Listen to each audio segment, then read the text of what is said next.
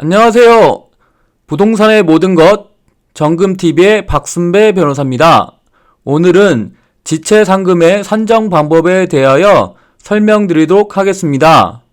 그럼 먼저 사건의 경위를 설명드리도록 하겠습니다.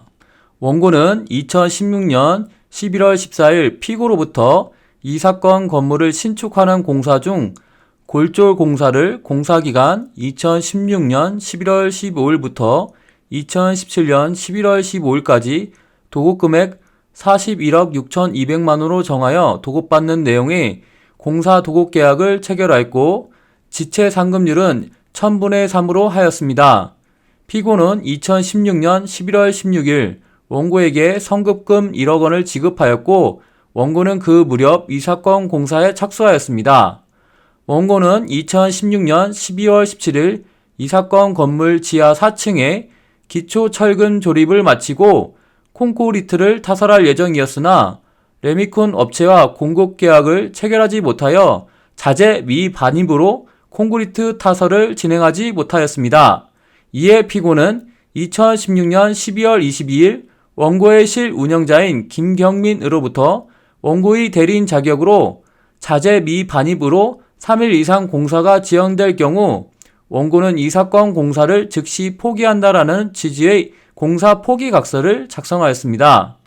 이후로도 이 사건 공사 현장에 레미콘이 반입되지 않자 피고는 2016년 12월 28일 원고에게 철근 자재 입고 지연, 콘크리트 자재 미입고, 성급금 타 용도 사용 등 원고의 기책 사유로 준공기일 내에 공사를 완성할 가능성이 없음이 명백하므로 이 사건 도급계약을 해지한다는 내용의 내용증명 우편을 보냈습니다.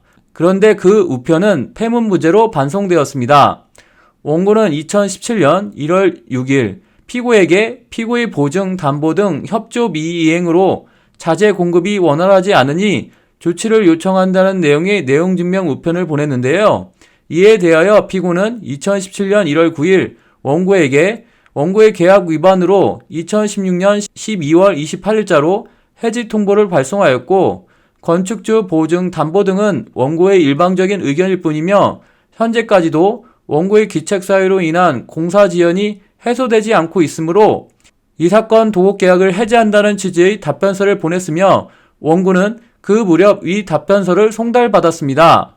2017년 10월 19일 원고는 공사대금 본소의 청구를 제기하였는데요. 이에 대하여 피고는 지체상금의 반소 청구를 제기하였습니다. 그럼 이 사건 도급계약이 해지되었는지 여부를 살펴보도록 하겠습니다.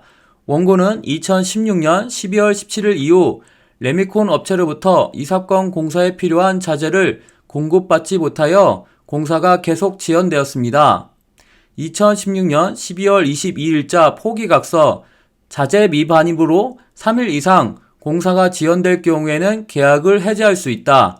및 2016년 11월 14일자 도급계약서 제27조 제1항 제2호 수급인의 책임 있는 사유로 인하여 준공기일 내에 공사를 완성할 가능성이 없음이 명백한 경우 및 제3호 수급인의 계약조건 위반으로 인하여 계약의 목적을 달성할 수 없다고 인정되는 경우에는 각 계약을 해지할 수 있다는 약정 해제권이 발생하였으며 2017년 1월 9일자 이 사건 도급계약 해지 통보가 그 무렵 원고에게 도달하였기 때문에 이 사건 도급계약은 해지되었다고 보는 것이 맞습니다. 그럼 원고의 공사잔금 청구에 대하여 살펴보도록 하겠습니다. 공사 감정 결과에 의하면 원고의 기성고 비율은 6.75%입니다.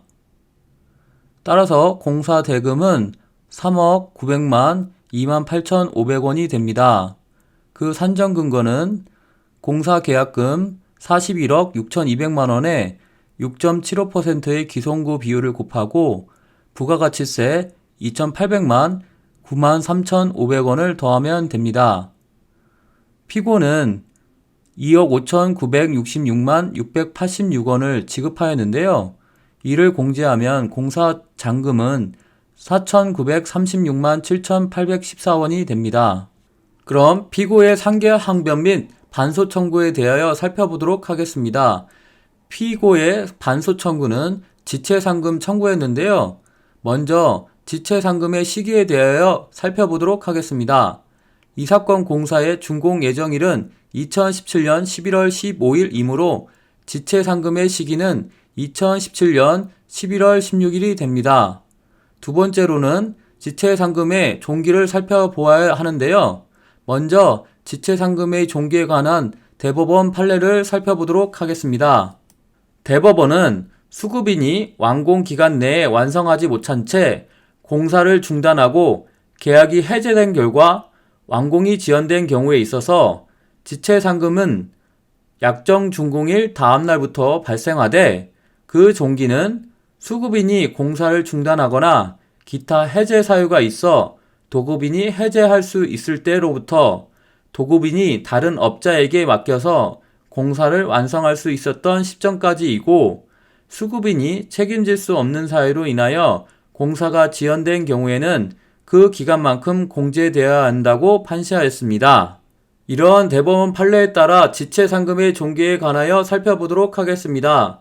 피고가 이 사건 도급계약을 해제할 수 있었던 시점은 2016년 12월 27일이고 다른 업체에 잔여 공사를 맡기기 위한 협의 및 준비 기간으로 7일 정도 필요했을 것으로 보이며 잔여 공사를 완성하는 데 필요한 기간은 공사 감정 결과상 341일이므로 지체상금의 종기는 2016년 12월 27일부터 348일이 경과한 2017년 12월 9일로 보아야 합니다.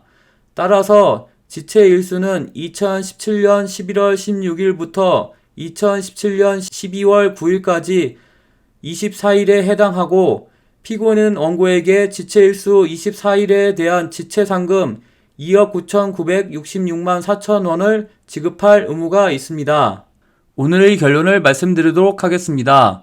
원고의 공사 잔금 채권은 4,936만 7,814원이고 피고의 지체상금 채권은 2억 9,966만 4천 원입니다.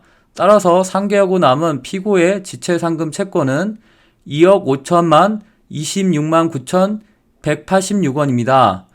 따라서 오히려 원고가 피고에게 2억 5천만 29만 6,186원을 지급할 의무가 있습니다.